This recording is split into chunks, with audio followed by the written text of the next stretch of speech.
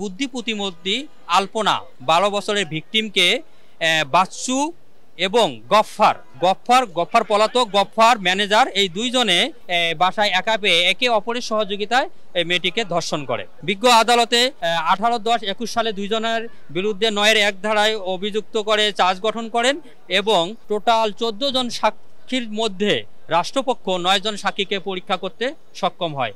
সার্বিক দিক বিবেচনা করে বিজ্ঞ আদালত বাচ্চু মিয়াকে শুধু বাচ্চুকে 9-1 ধারায় অভিযুক্ত করে যাবজ্জীবন সশ্রম কারাদণ্ড, অনাদায়ে 1 লক্ষ টাকা অর্থদণ্ড এবং অনাদায়ে 6 মাস বিনাশ্রম কারাদণ্ড প্রদান করেন। সহায়তাকৃত আসামি গফফার পলাতক থাকায় তাকেও উভয় ওই সেম সাজায় দণ্ডিত করেন। এবং দ্বিতীয়ত 548 নারী শিশু মামলা নম্বর 548, এটা রামপুরা থানায় একটা মামলা দায়ের করা হয় 21/4/2019 সালে।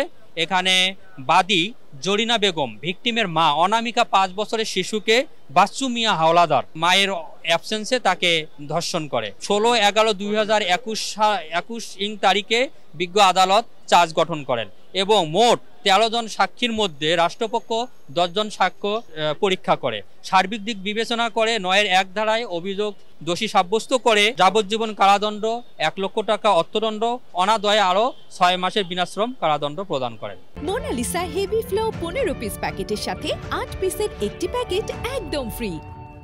অপর আরেক মামলায় গৃহকর্মী ছোট্ট মেয়ে একটি গরম পানি দিয়ে নির্যাতন করত।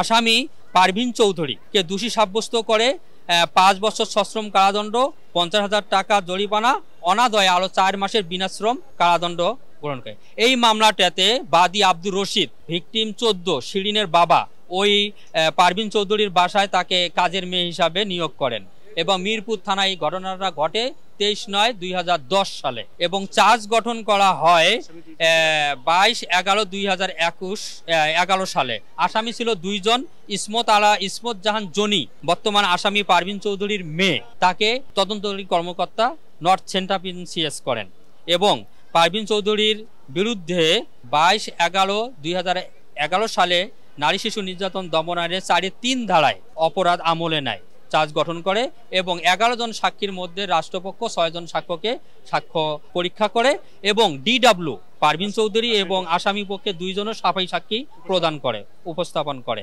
সার্বিক দিক বিবেচনা করে বিজ্ঞ আদালত পারভিন চৌধুরীকে দোষী সাব্যস্ত করে 5 বছরের সশ্রম কারাদণ্ড, 50,000 টাকা অর্থদণ্ড, অনাদায়ে আরো 4 মাস বিনাশ্রম আদেশ। এই সাজার বিরুদ্ধে একটা সুন্দর আমাদের বিজ্ঞ আদালত একটাই মেসেজ দিয়ে যাচ্ছেন, অপরাধী কখনো পার পাবেন না এবং রাষ্ট্রপক্ষ যদি সবগুলো সাক্ষীকে সঠিকভাবে পরীক্ষা করে সাজা নিশ্চিত এবং এই ঘটনাগুলো আর যেন বাংলার কোথায় না ঘটে সেই মর্মে আমাদের আদালত বদ্ধপরিকর।